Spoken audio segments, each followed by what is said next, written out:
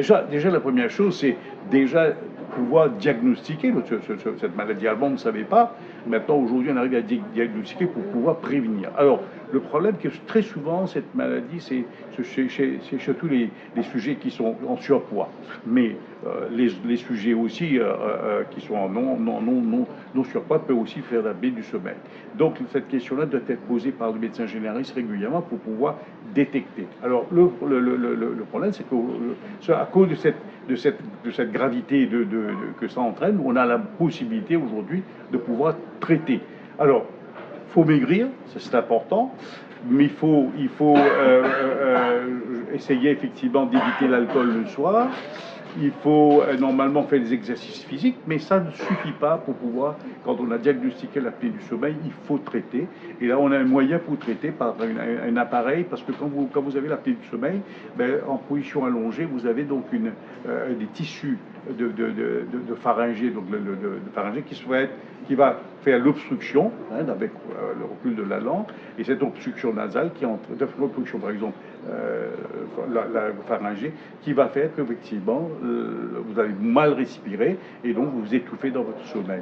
Et donc pour pallier à ça, on a un appareil aujourd'hui qu'on appelle PPC, pression positive continue, qui va réduire cette obstruction et donc permettant le sujet de bien respirer et donc un sommeil correct, pas d'étouffement, et donc il est sorti d'affaire. La solution n'est que mécanique, il n'y a pas de solution chimique pour le moment.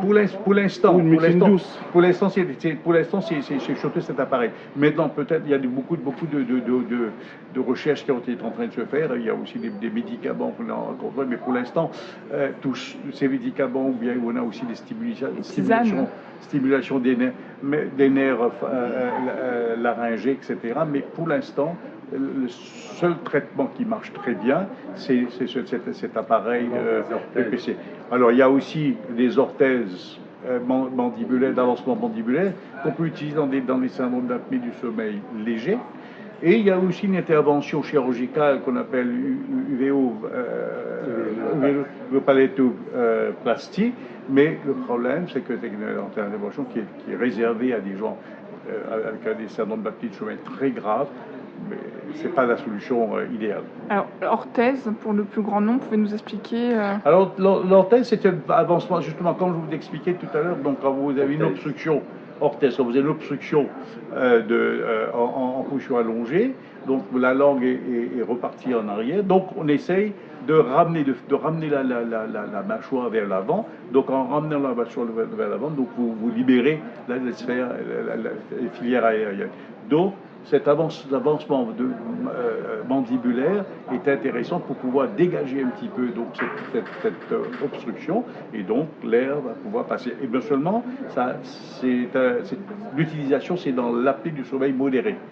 Dans le cas d'apnée du sommeil grave, quand on dit grave, c'est-à-dire qu'on appelle l'index apnée-hypopnée, il doit être supérieur à 30 par heure, et quand c'est grave, là effectivement l'appareil par pression positive est quand même la meilleure.